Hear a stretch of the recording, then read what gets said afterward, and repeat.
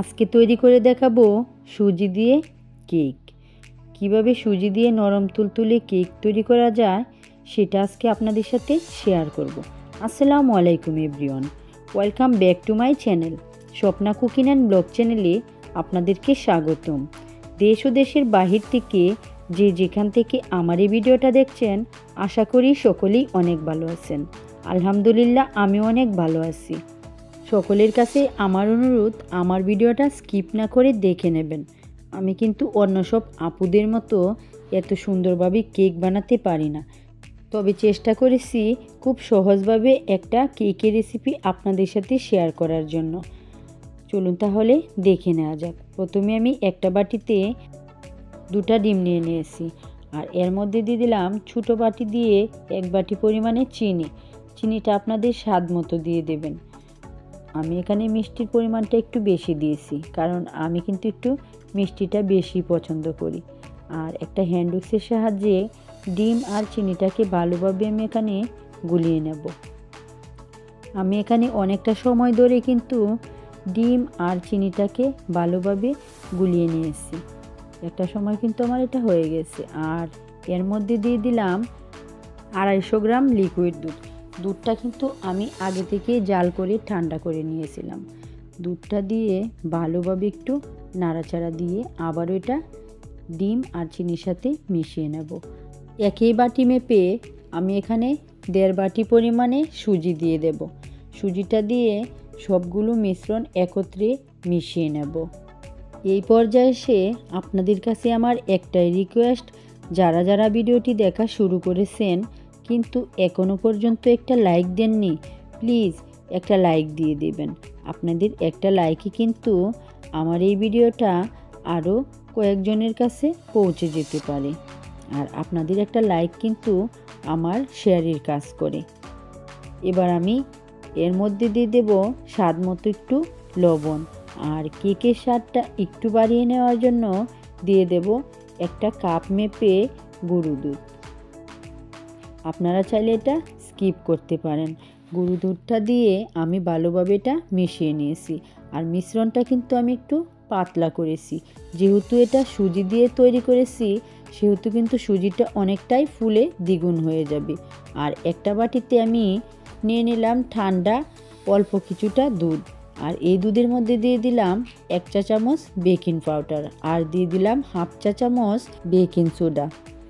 তারপর আমি ভালোভাবে একটু নাড়াচাড়া দিয়ে এই দুধটার সাথে মিশিয়ে নেব। যখন সম্পূর্ণভাবে মেশানো হয়ে যাবে তখন আমি ওই ব্যাটারটার মধ্যে এটা দিয়ে দেব। দিয়ে আবারও আমি সম্পূর্ণ মিশ্রণটাকে ভালোভাবে একটু মিশিয়ে নেব।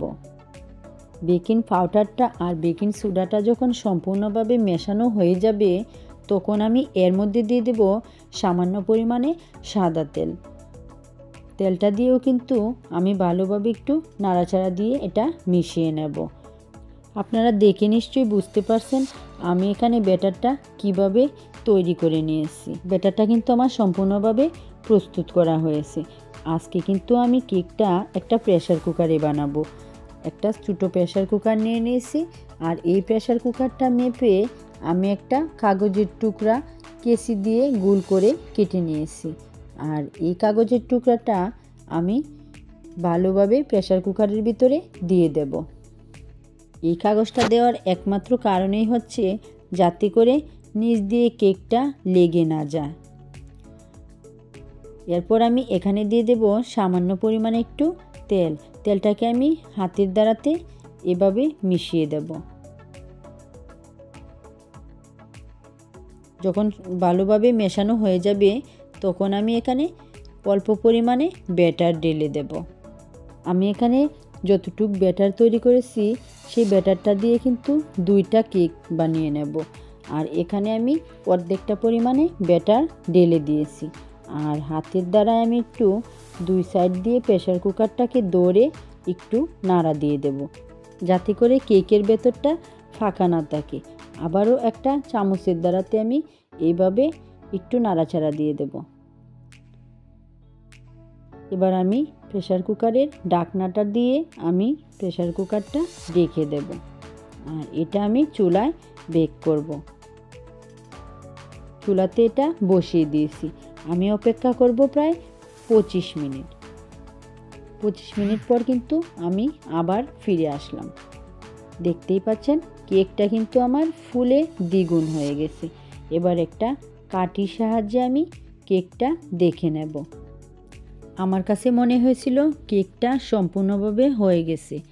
তারপরেও আপনাদেরকে দেখার সুবিধার্থে আমি এখানে একটা কাঠি দিয়ে এই কেকটাকে দেখে দিয়েছিলাম। কেকটা কিন্তু সত্যি সম্পূর্ণভাবে হয়ে গেছে। আমি এটা চুলা থেকে নামিয়ে নিয়েছি আর একটা ছুরির সাহায্যে চারপাশ দিয়ে ছাড়িয়ে নেব।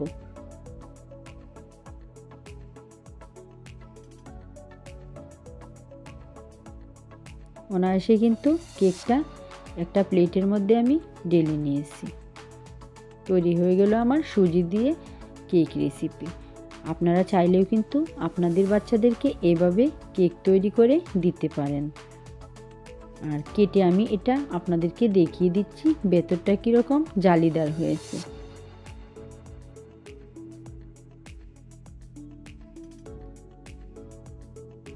দেখতেই পাচ্ছেন কেকটা কিন্তু মাশাআল্লাহ অনেকটাই সুন্দর হয়েছিল।